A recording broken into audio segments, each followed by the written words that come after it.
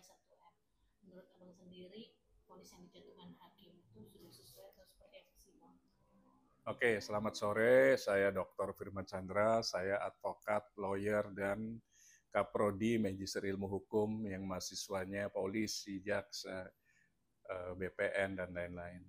Terkait dengan vonis yang sudah dibacakan oleh pengadilan tingkat pertama. Jadi pengadilan negeri ini pengadilan tingkat pertama yang tidak bisa memutus sebuah putusan untuk terdakwa berkekuatan hukum tetap karena ada pengadilan-pengadilan selanjutnya. Tuntutan dari jaksa penuntut umum di kasus ini adalah 11 tahun dengan denda 2 miliar, subsidiar 2 tahun. Kemudian ada JPU membuat duplik, kemudian ada pledoi dan replik dari Nikmir, kira-kira begitu. Di sana adu argumentasi terjadi, sehingga hakim memutus sesuai dengan pertimbangan-pertimbangan dari tuntutan, dari pledoi. Pledoi itu dari kata pledoi bahasa Belandanya. Akhirnya diputus kesepakatan. Biasa hakim itu kolektif kolegial namanya, memutus 3 orang ini diskusi dan voting. Akhirnya diputus 4 tahun dengan denda 1 miliar, subsidiar sekitar 3 bulan kalau tidak dibayar. Apakah putusan ini fairness? Tergantung dari perspektif masing-masing. Seperti yang saya sampaikan sebelumnya bahwa putusan ini akan ada 4 bagian, di atas, sama, di bawah, atau bebas. Ternyata prediksi saya yang ketiga, di bawah tuntutan. Namun jangan puas dulu, karena apa? Indonesia itu sama dengan Belanda dan sama dengan Perancis yang menganut Eropa Continental Justice System. Artinya putusan yang inkrah, putusan yang berkekuatan hukum tetap, itu ada di pengadilan tinggi berikutnya, sepanjang tidak ada upaya hukum. Kalau ada upaya hukum, itu berarti putusannya berjenjang, sampai ujungnya adalah peninjauan kembali. Kemudian pertanyaan berikutnya, apakah jaksa penuntut umum dan atau kuasa hukum melakukan upaya hukum yang namanya banding? Tergantung. Namun berdasarkan pengalaman kami menghandle kasus-kasus pidana di Firman Chandra Law Firm, putusan yang di bawah setengah dari tuntutan, mayoritas JPU akan melakukan upaya hukum banding. Kemana? Ke pengadilan tinggi provinsinya. Kalau di Jakarta berarti di pengadilan tinggi yang ada di Cempaka Mas. Kalau di Jawa Barat berarti pengadilan tinggi yang ada di Bandung. Kalau di Jawa Tengah pengadilan tinggi yang ada di Semarang. Kemudian nggak puas lagi masuk ke Mahkamah Agung yang ada di Medan Merdeka, Jakarta Utara.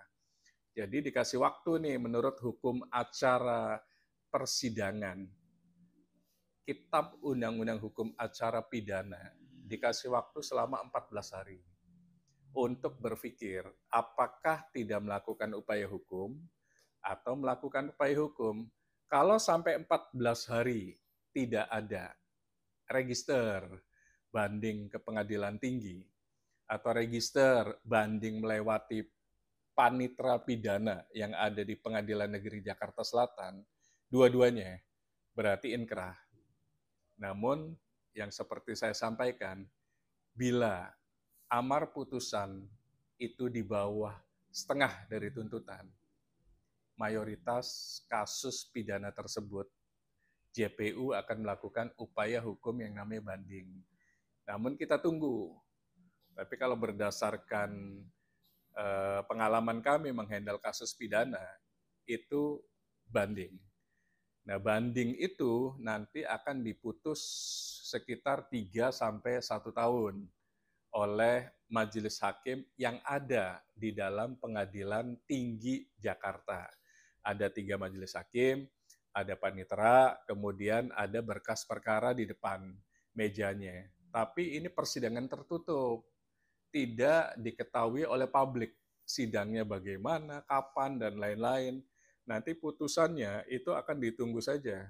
Biasanya ada di IKOT, IKOT itu adalah sistem informasi terpadu yang online yang ada di Mahkamah Agung. Yang tahu siapa? Yang tahu cuma dua, jaksa penuntut umum dan kuasa hukumnya.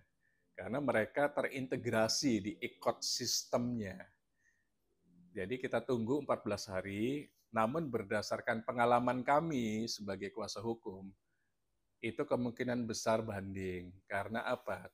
Putusannya setengah di bawah tuntutan. Kecuali putusannya misalnya 9 tahun, itu kemungkinan tidak banding. Tapi kalau putusannya di bawah setengahnya, 10 atau 11 jadi 5, itu pasti banding, apalagi di bawah itu.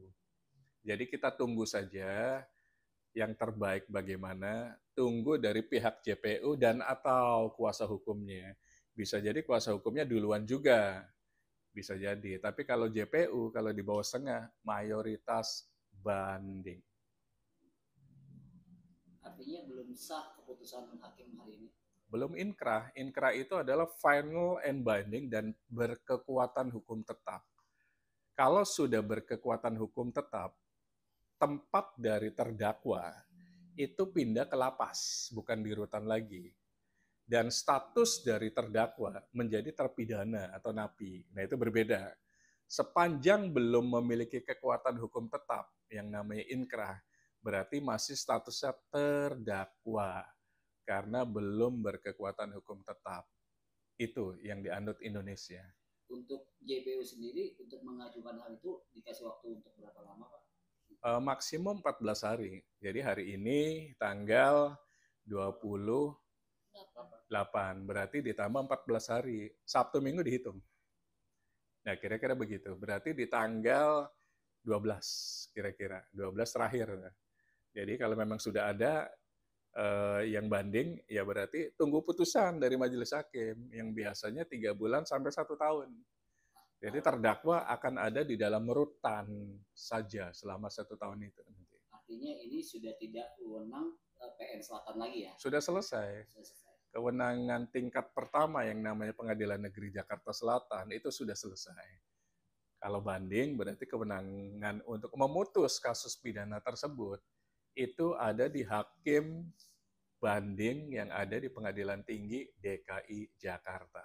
Untuk hal ini dari Nikita Mirjani punya hak seperti apa, Pak? Sama dengan jaksa juga. Jadi pihak kuasa hukum itu boleh melakukan upaya banding duluan. Berarti dia harus mengirimkan namanya memori banding. Memori banding kepada Pengadilan Negeri Jakarta Selatan untuk disampaikan ke Pengadilan Tinggi. Kemudian nanti jaksa bikin kontra memori banding. Atau kebalikannya, misalnya jaksa penuntut umum dulu, register, kemudian kirimkan memori banding. Nanti pihak kuasa hukum membalas dengan kontra memori banding, beserta putusan dan amarnya, dan berkas perkara lainnya, untuk bisa dipelajari oleh hakim banding dan diputus. Apakah sama, apakah beda putusannya, atau lebih tinggi, atau lebih rendah, itu hak prerogatif dari hakim banding. Ini kan majelis hakim memutuskan Niki bersalah karena pencemaran baik dalam ITE, tapi menggugurkan TPPU-nya. Abang gimana? Berarti pemerasan dan pengancamannya tidak ada yang terbukti. Secara hukum, Pengadilan Negeri Jakarta Selatan mengatakan belum sempurna dakwaan pertamanya. Dakwaan pertamanya adalah pemerasan, pengancaman, jungto Undang-Undang ITE, jungto TPPU.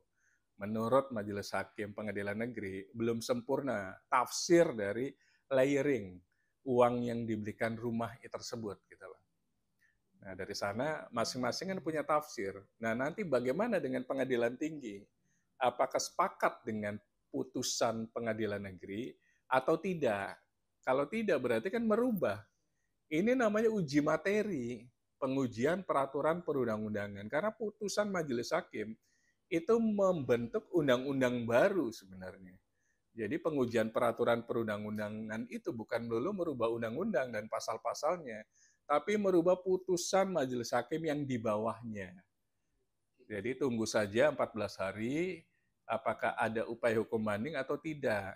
Kalau tidak berarti inkrah. Tapi sepengetahuan kami, sepengalaman kami, handle banyak kasus pidana, kalau putusannya di bawah setengah dari tuntutan, biasanya JPU akan banding.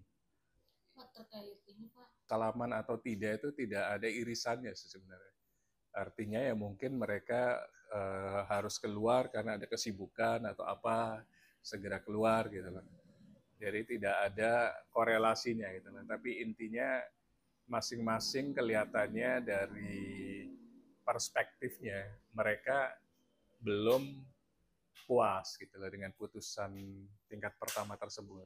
hakim JPU dianggap baperan Pak, gimana Pak? Kalau hakim dan JPU dianggap baperan, ya masing-masing aja punya perspektif kan. Artinya bisa jadi betul, bisa jadi tidak. Jadi tinggal nanti apa yang dilakukan nih oleh JPU. Tapi intinya tugas majelis hakim di pengadilan negeri tingkat pertama itu sudah selesai. Tinggal kalau ada upaya hukum, berarti kewenangannya pindah ke hakim banding di pengadilan tinggi.